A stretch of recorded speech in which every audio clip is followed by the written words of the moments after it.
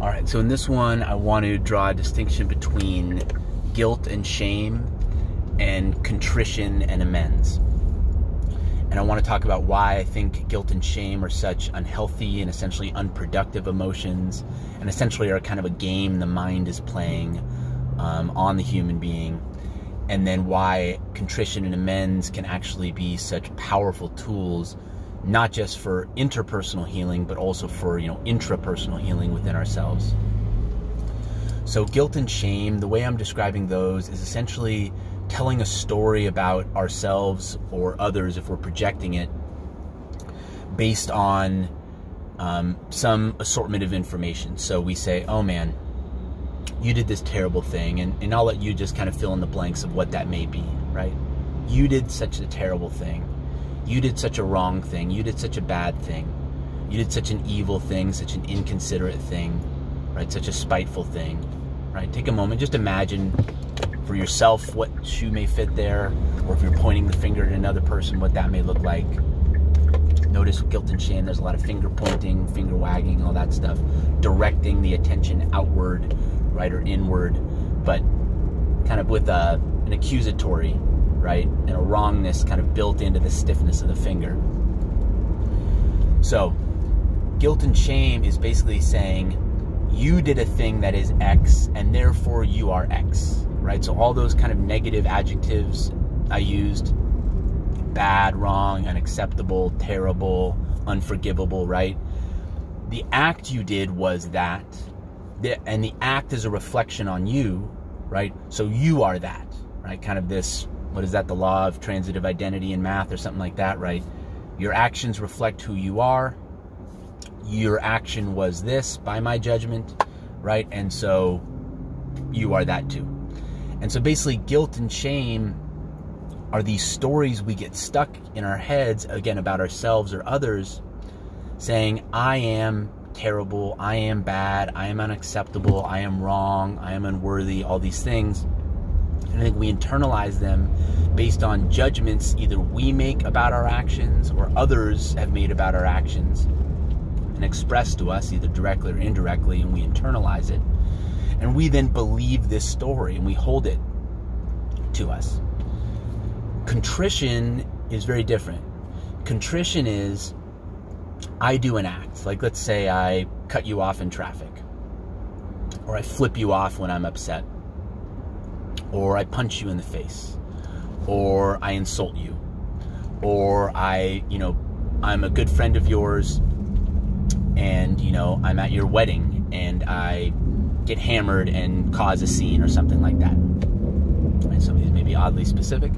And so then I have a choice to be guilty about it, right? And to have shame about it. What a terrible thing, unforgivable thing. Can you imagine what a dark heart or a stupid or neglectful or inconsiderate person you must have been to do that? Contrition is me sitting there after the fact, having done the terrible thing. Oops, I just did it myself. Having done the thing that caused some suffering to another person, or that played a role in the suffering of another person. And I look at it and I go, God, like that, I made a choice, and that choice played a causal role in that other person feeling suffering, and that other person's special day being ruined, and that other person's body being hurt, and the other person's feelings being hurt.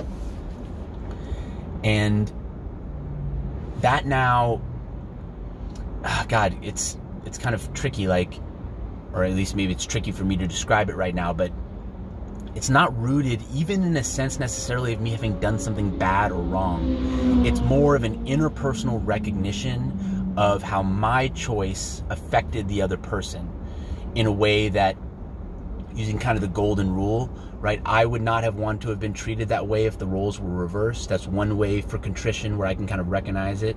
I can see the suffering in the other person, recognize it as genuine, and allow my compassion and my empathy for that other person to kind of allow contrition to arise. Judgment can kind of be an indirect balance there, right? Like I had that Freudian slip where I say, oh my God, you did that terrible thing.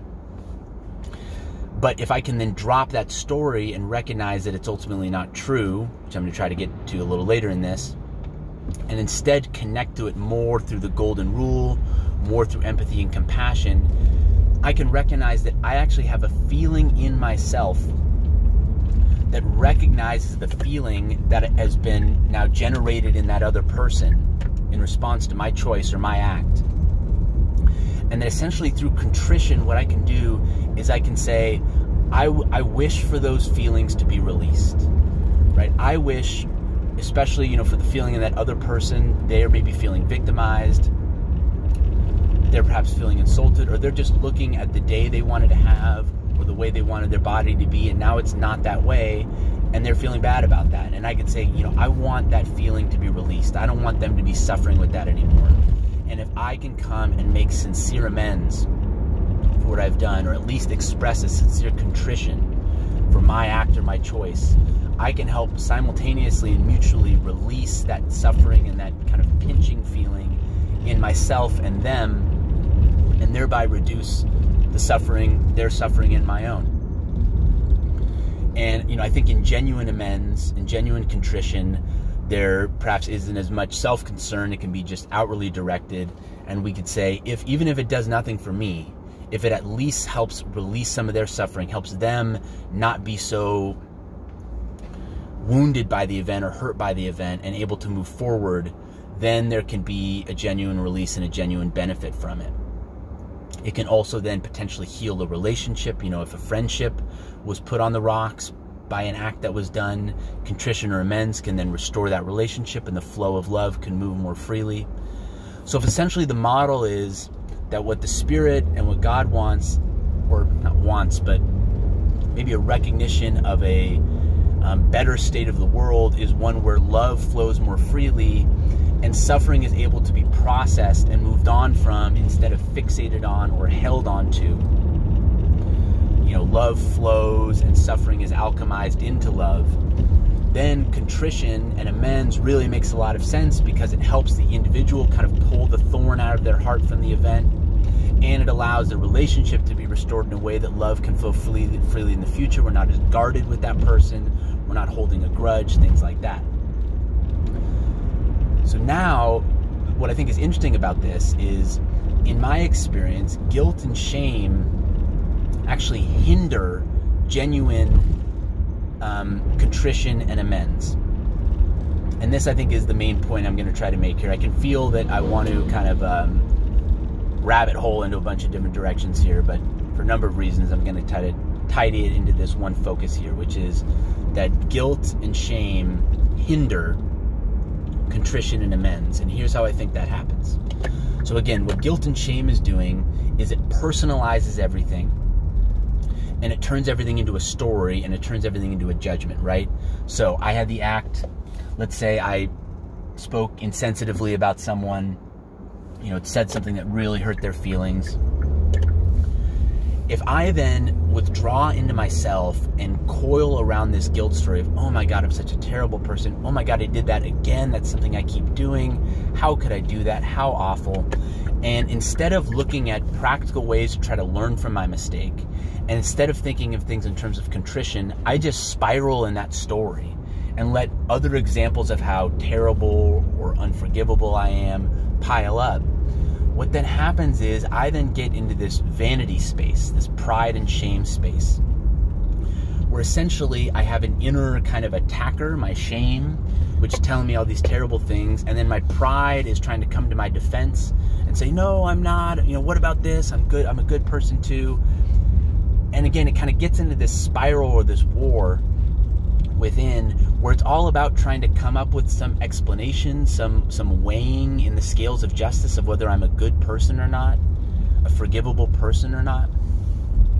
Notice how this is all inner drama, this is all inner story, this is all really self-absorption. And in doing all of that, I'm not paying attention to what I really, maybe I don't want to use the word should, but what would be healthier and wiser for me to pay attention to, which is to try to look objectively at the situation, recognize what I did wrong, and again, try to learn from the mistake so I don't repeat it in a way that hurts myself and others, and try to recognize the perspective of the other person, right? Use the golden rule to, as much as possible, try to empathize and be compassionate with their perspective, because the guilt and the shame keep shoving me back into my own perspective, into my own stories, burying me in my own stories, to the point where I may not even feel the sense of self-worth or self-esteem to be able to express genuine contrition from the heart to the other person. I may be buried in so much guilt and shame that I essentially close my heart to the woundedness of it, and I'm just stuck in my spiraling mind games. And so I just say this to maybe give you a different outlook on things. The next time you find yourself that you've made what feels like a mistake, you felt like you've done something wrong in a way that's affected another person, if you find yourself spiraling in guilt and shame, see if you can pivot to contrition and amends, right? And maybe try to learning from the mistake. And when you feel the stories or the waves of the stories kind of piling on and crashing, just recognize that as kind of vanity trying to get its game out of you, and move instead to looking at the perspective of the other person, seeing what it would feel like to have been them in this situation. Then go back to yourself and say, how can I try to make things right? And it's not about unwinding the clock of time, pretending like it didn't happen, right? It's about recognizing as intimately and intricately as we can the pain we've caused the other person. Recognize, really feel in and recognize the pain that that's caused to us too, right? And then try to use empathy and compassion to be able to rise to the moment and to have that contrition, to make amends, remembering on that larger level that contrition and amends is a good thing. It's a grace to this world. It's a mercy to this world.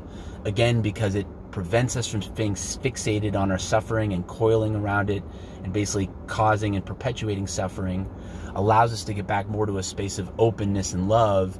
And by repairing relationships and amending relationships, we allow trust and flow and love and humor and all those things to happen, which when we're stuck in our guilt stories or amends haven't been made, those sorts of things can't happen, or it's much more difficult for them to happen.